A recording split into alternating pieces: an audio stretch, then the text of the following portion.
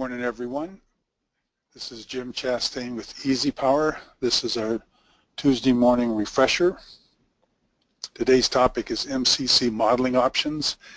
Welcome everyone to the discussion. A lot of information to cover today, and I appreciate you being here. For those of you that missed last Thursday's presentation by GE Engineering Services, it was an extremely well discussed technical presentation on zone selective interlock. And so one of the things we're going to start with today is showing an example of exactly how that works.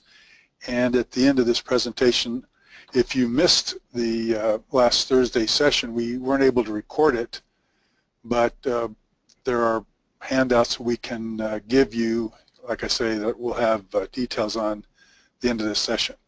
And then we'll jump into the MCC modeling options, specifically entering data on the individual line or spreadsheet entry, and then subsystems.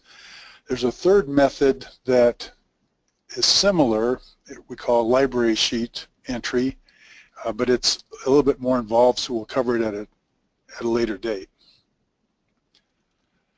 So before we jump into that, let me offer a poll that I appreciate some feedback on.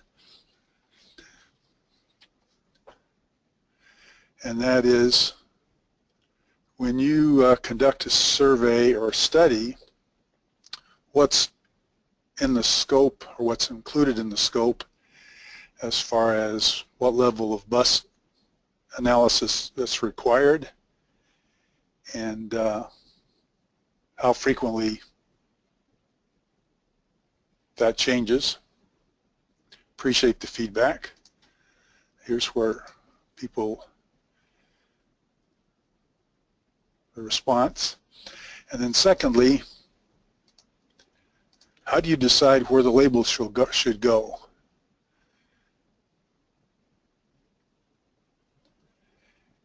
And again, I'm just curious about the feedback here, and we'll have additional information if anyone has questions about this later on.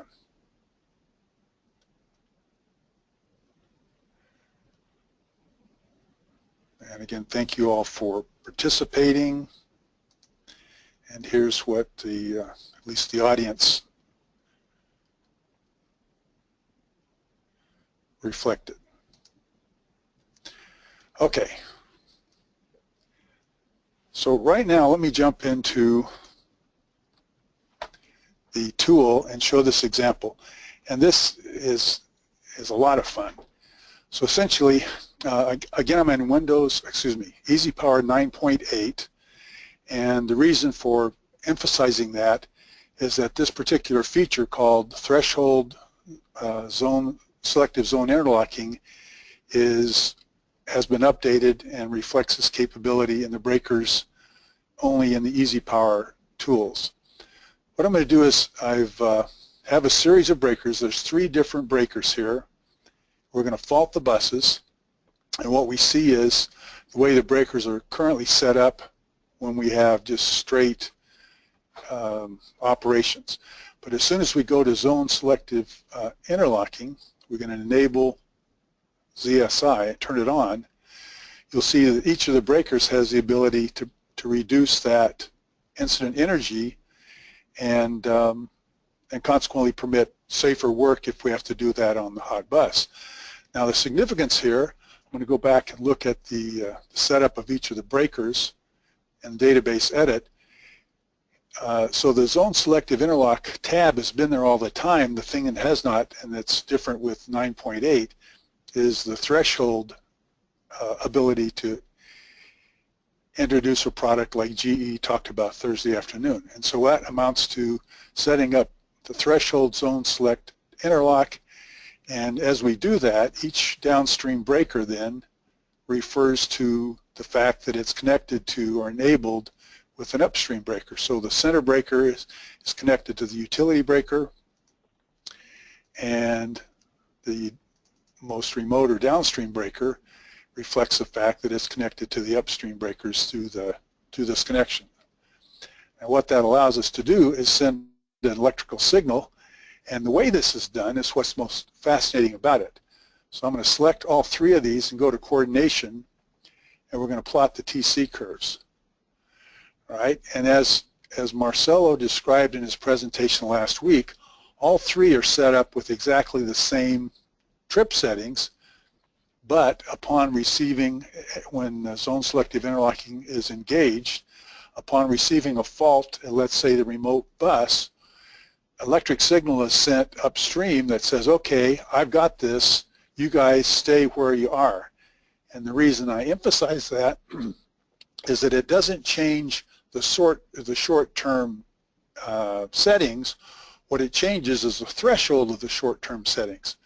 And so when we come in, so what we see here are the two upstream breakers have maintained their original settings. The downstream breaker has reduced its threshold for the instantaneous setting. And as we look at the current, we can see that the arcing current for this fault, for that downstream bus, is in line with this vertical band for both of the upstream breakers. So consequently, they will be slower to react. And in the past, what we've suggested is that we reduce the downstream breaker and then move this threshold as far as we can to the left. And this technique by GE, as clever as it is, it does actually just the opposite. It moves the threshold for the one breaker that we want to activate. So again, if I go upstream and fault this bus, the downstream and the upstream breaker are both keep their original setting, and it's just this, again, breaker immediately upstream of the fault that will recognize it, and it reduces its threshold such that it will trip. If you kind of look at this, it will trip right at this point, while the other two breakers, or at least the upstream breaker, is not going to be tripping until the time delay gets up to over 400 milliseconds. And then if we go up to the third bus, it's the upstream bus then that keeps its original setting and actually reduces it somewhat. So now you can see that as we go through each of these, and let's look at the incident energy, if we have a fault on the downstream bus, the other two breakers delay their response, and the downstream bus will trip based upon that arcing current. Extremely clever design, and it's a a function of utilizing microprocessors in the trip settings. Okay.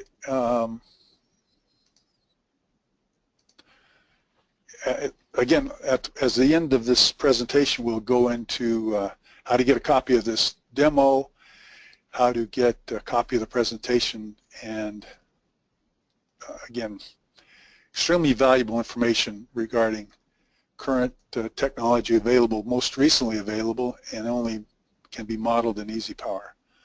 So we're going to close this example and jump into more information on MCCs. Okay, a couple words about motor KVA calculations. We're going to compare the way EasyPower handles standalone motors versus the way the motors are handled in an MCC center, or motor control center. As we set up a motor, there's two ways to calculate the KVA rating. First of all, if the full load current is greater than 0, in other words, if we know what it is, then the KVA calculations are 1.73 times that FLA times the KV rating, the nameplate voltage on the motor. If that FLA entry is left blank, then the KVA is calculated based upon horsepower, efficiency, 0.76, and the power factor. Now, if we want to, and this is handled because the short circuit doesn't use, it always uses the KVA rating for the base value. The full load current is used for things like inrush and motor starting curves and the like, but it's not required for short circuit. In the standalone motor setup data dialog box, the FLA calculate will look up a full load amp rating from the NEC tables if that horsepower is listed. If it's not, then you'll end up with a 0 FLA, and consequently the KVA rating will be calculated with this first equation. Now we get into an MCC, the same type of thing happens, and if an FLA is indicated in the NEC tables for that horsepower, then it will be shown in the FLA box. Otherwise, it'll be blank, and consequently the KVA rating is what's used for calculating the short circuit. Right, so let's jump into the tools and show how this is done.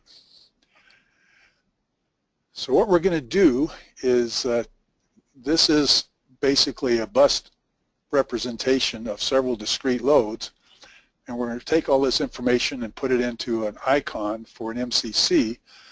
The trade-offs involved in this are worth noting. First of all, here I have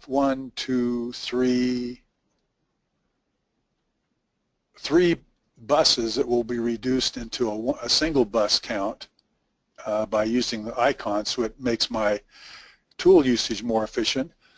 On the other hand, if I want individual labels for arc flash reasons at these loads, I can't do that with the icon. So what I would do would be to outboard a particular load if I needed labels on that specific device.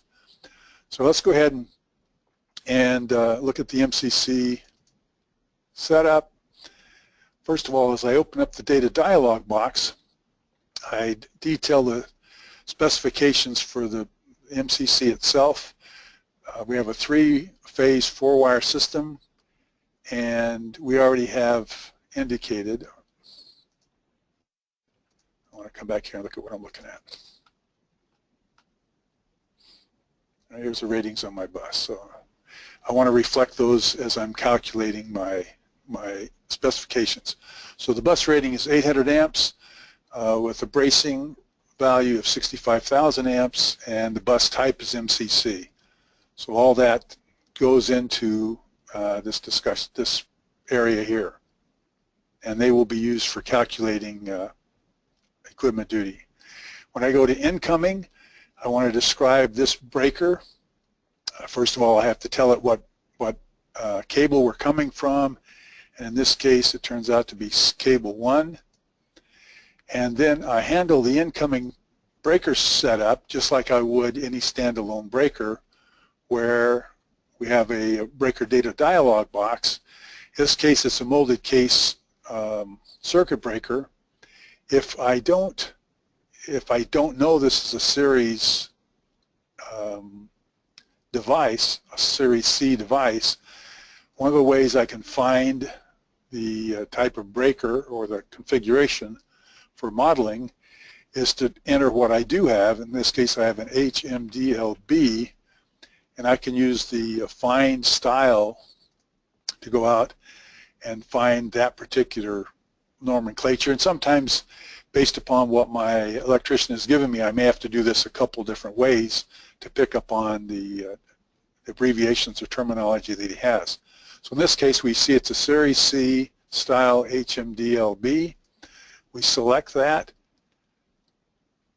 and we're indicating that it has a thermomagnetic setting. As we go to the short circuit page, frequently this number will be 0 in our interrupt rating, and I want to click calculate, and as that number comes up, that tells me, okay, this part number has been found in the device library. The short circuit rating, according to the manufacturer's data sheet, is 65,000 amps, and so that's what I want the tool to use as we get into calculations for equipment duty and trip settings on the breaker, or the use of the breaker. It also tells me that the manufacturer used a testing standard that's an ANSI standard using symmetrical current, which will give me more information as I get downstream on understanding how that calculations are being used. All right, this is 800 amp, so we have an 800 amp trip setting, and my instantaneous multiplier is 8x. So I select those there, and that gives me a full representation of the breaker. Then I'm able to go to the description tab. And so what I've done here is enter the equipment name. Usually these all start off as motors. So let's kind of start there. And what we're showing for several different reasons are essentially what you're going to see when we start out with a blank MCC icon. We've got a linear load, VFD or variable frequency drive, a straight large motor that we're going to probably want to coordinate upstream breakers against. We've got an off-board or an outboarded sub panel or sub MCC, and then we got some number of lumped motors that we want to include in the X over R calculations, which will impact what the incident energy is for this bus, but they won't necessarily reflect any calculations in terms of breakers or cable ratings. Okay, so the first one is a linear load, so we're going to pick out load, and as we do that, we're going to go over to, I'm going to go ahead and do all three of these so we can fill them out as all five as we go along. The second one is a VFD non-regenerative motor. The third one is a motor. In this case, it's a large motor with a TCC. The fourth one is an outboard sub panel, so it's going to be a sub MCC. And then the fifth one is going to be a lumped motor. In this case, these are all less than 50 horsepower. So I'm going to pick out 50 horsepower and less group. And let's kind of go back to where we have to fill in the details on this now. For the linear load, we're talking about a static load. And in this case, we see this is 20 kilowatts, 14 kilovar. So here's our 20 kilowatts, 14 kilovar. And we can enter our, because this is all internally spec'd out, we can set up the breaker data just like we did in that standalone data dialog box. And clearly there won't be any starter for the load. We'd also enter our cable data and our conductor data. Now you'll notice in my particular case, I may not have all the columns that you included that are included in yours, and what I can do is configure a subset of all the columns that are shown, save that. In this case, I don't need all these extra columns kind of cluttering up my display, and so as I save that and select it up here, it goes from a very large display of the columns down to something more compact in terms of what I'm used to dealing with. All right, so that takes care of my linear load. In terms of the VFD non-regenerative, you notice first mandatory data here is the horsepower. This is a 5 horsepower induction motor. As we enter the 5 horsepower, it calculates the full load current for me. Now, if you recall the discussion, this is calculated because this value shows up in the NEC tables. If I put in some value that's not in the NEC tables, let's say 6 horsepower, the FLA goes blank. So if I have the FLA current, you're welcome to enter it. The point is it's not really utilized in terms of calculating the short circuit requirements. All right, so staying with the blower VFD, we tab across and we can put in specifically the starter that we're going to be using, starter size, handle this just like a motor, and then the cables would be entered there. Now if I look at my protective device, same thing here, I'd be entering, because all the information on this particular load is internal to the MCC, I can set up my breaker constraints and description within the MCC entry, spreadsheet entry. Now when I go to the third one, because this is a large load that I may want to be coordinating against, I'm going to pick out a motor with the TCC, and that kind of changes things a little bit. So let's tab across. And you'll notice that here it's not asking me for motor horsepower. In fact, it's grayed out. If I keep tabbing over, you'll find that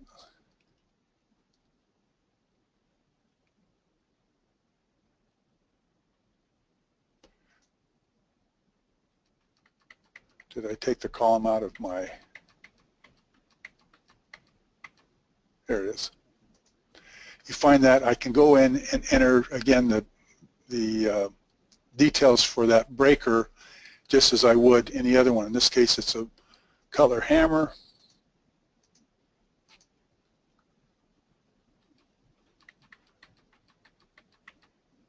Yeah, I've taken out what I've done is I've taken out the column that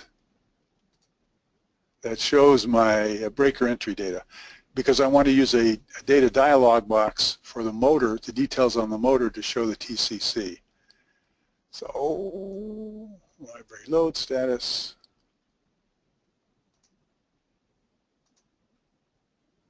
Need to be a little less clever. See if I can find my details now.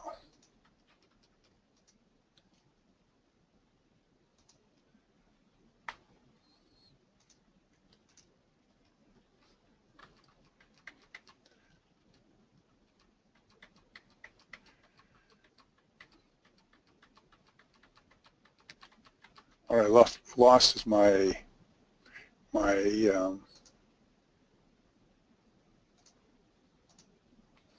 data block for the, there it is. Didn't have a label on it, so this allows me to enter the breaker data just as I would for a standalone breaker. And again, I'd go through the same process of looking up Cutler hammer, and then the breaker style, in this case, is an HMCP.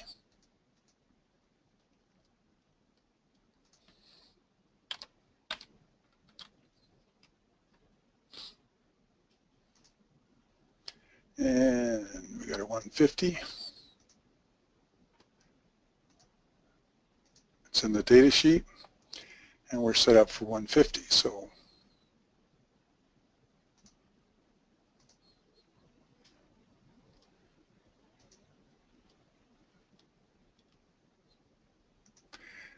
all right, so that completes the setup of the breaker, and I can do the same thing with the starter and the starter size.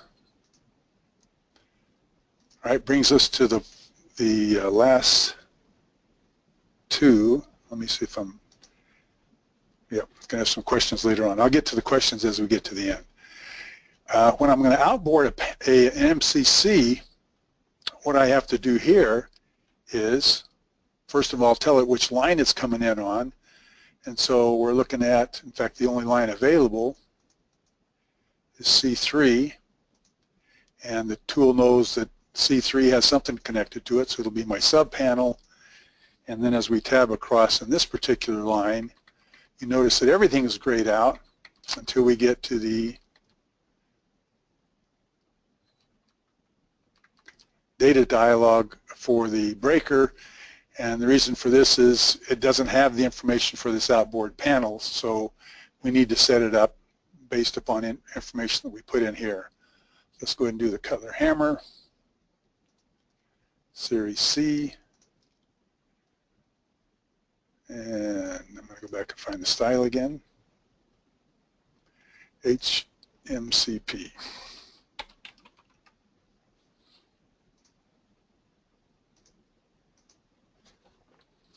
And the reason for this is we're going to be plotting the breaker TC curves against the motor starting curve. So this needs to be essentially set up external to the motor control information base itself. And then finally, lumped motors, when we're looking at a group of motors, we're not going to have the information on the breaker or on the cables, so we're going to put in the total horsepower, in this case 200 horsepower. Now this is done very similarly as a standalone motor. what we need, and turns out I've left it off from the blower motor as well, what we need is a calculation of X over R. When the cable, excuse me, when the column in the MCC description has bold here, these blocks can be calculated from the information that's already entered. So I've selected this top block, and I'm going to click the Calculate button,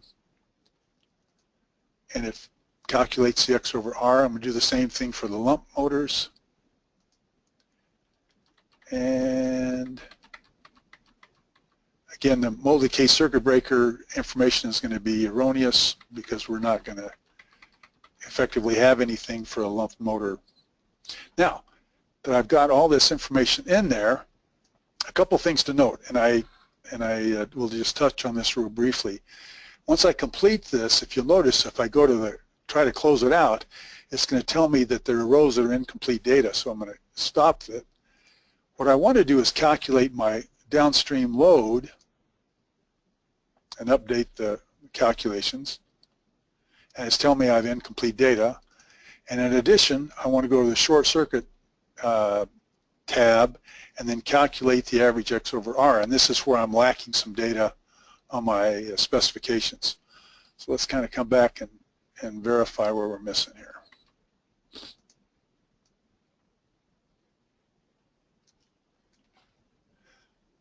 X over R, here we go.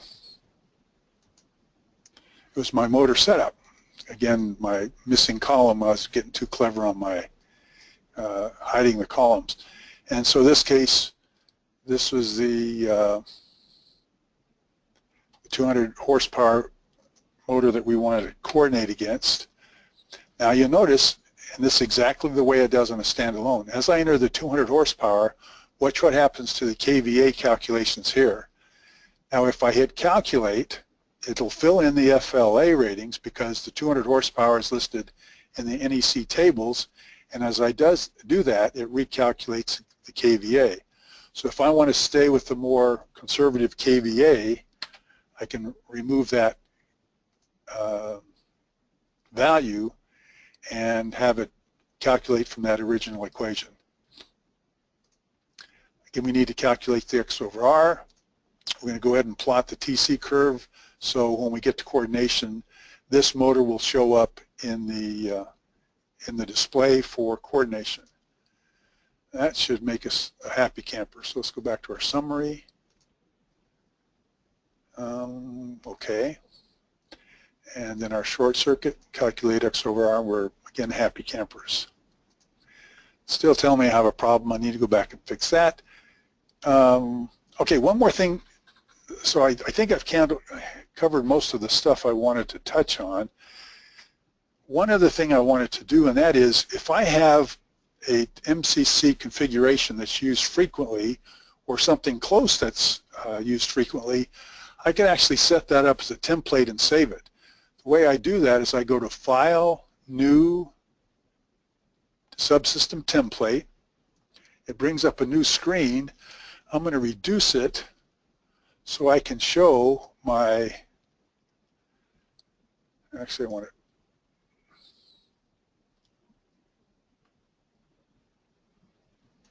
take this down a little bit and show the window for, show both of these. And so now by taking a copy of that, of this MCC, Control C, putting it down here on this template, do a Control V. All right, now this can be saved as a template, and this has all the contents that we just went through. Well, actually, we didn't go through this particular one, but this is has been configured for some particular load. And now I'm going to save this under my template file. So now as I save as, I'm going to call it Simple MCC, save it, override it in this case. Now when I come back to my one line or any project down the road, I can go to the Insert tab, go to my subsystem listing, and show a Simple MCC, and be able to put that now in any project subsequent to this, and be able to modify, add rows, and update the values that are in here. If I need to add, I can do it. If I need to take stuff out, so it's a nice way to have things preloaded once I have everything sized, and all I have to do is bring it into the one line. All right, I think that, yes, I'm going to take this out of the mix. Any questions on that? Be happy to talk about that later. Let's see if we've got enough to do. I'm going to go back to home, short circuit. It's asking me if I have an error list. Let's go ahead and look at it. It's telling me I still have a problem in MCC1, so I'm not going to worry about that right now. Let's see if I got everybody totally confused, or if I got some questions we can work with.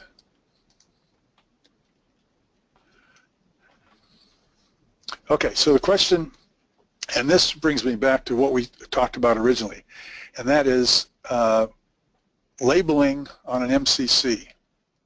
If any other questions on setting up an MCC, by all means, we have a tutorial online. You're welcome to contact tech support at easypower.com or me, Jim at easypower.com, and we'll help you with anything that's not clear.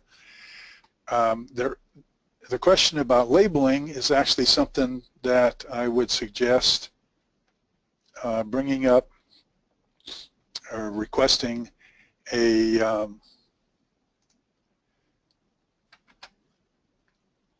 resource that's available on the EasyPower website under ArcFlash Resources, and it's basically a do and don't list regarding labeling. And I think the bottom line in terms of the position we try to take is try as much as possible not to confuse the situation and not over-label when you have the potential for confusing somebody, but at the same time, if you have, say, like a energy level at the main, which is different from the worst case energy level on the bus that is downstream of the main, then you're going to have at least two different labels that are required there or suggested there, and it may or may not be wise to label every bucket. But again, that discussion is handled in very great detail for all label locations in that application note. So I encourage you to either contact sales@easypower.com or go to the website. Real briefly, we have posted now on the website regional training for the balance of the year. Coming in July, we have regional training in Portland, Oregon, and in September up in the metro area of Vancouver, BC. In October, Dallas-Fort Worth area, and then late October, we have a harmonics and dynamic stability class here in Portland that I would encourage folks to attend as you're trying to expand your capabilities for analysis and dynamic stability and harmonics. The next Thursday presentation, I would encourage anyone to tune in. It's actually a case study from one of our consulting partners in the Northeast, where they're utilizing EasyPower to tune a soft starter using switched capacitors that are utilizing IGBTs, all of which makes for a very nice simulation and time savings when it comes to bringing a system like that online for the first time. Next week, in this time frame or time slot on Tuesday, we will start a 4-week series on NFPA compliance. Then in July, look for a special 3-part series, again during the Tuesday refresher session, that will highlight cost savings during the data collection and modeling phase of a study using EasyPower's mobile app on site. Basically, we will present a workflow which at the end or the conclusion of the data collection process will be able to import a one-line diagram that's already set up for use in EasyPower. And again, we're seeing people recognize a savings of as much as 50% in that process. And then finally, for those of you that missed last Thursday presentation by the GE product manager, I encourage you to contact sales@easypower.com and request the GE information, which is a link, and you'd receive the apps note, which is a GE document, the PowerPoint presentation that was made, and a copy of that DEZ file that I just went through at the first part of this session. Again, you need EasyPower 9.8 to be able to utilize that, but it's all excellent information. I mentioned the next Thursday session in June and July. The focus is on arc flash energy mitigation. We will have a number of other hardware manufacturers as guest speakers. Please check the website because the schedule is updated as people are scheduled into those months, and we welcome you back in the future. Thank you everyone for attending, and we look forward to talking to you down the road.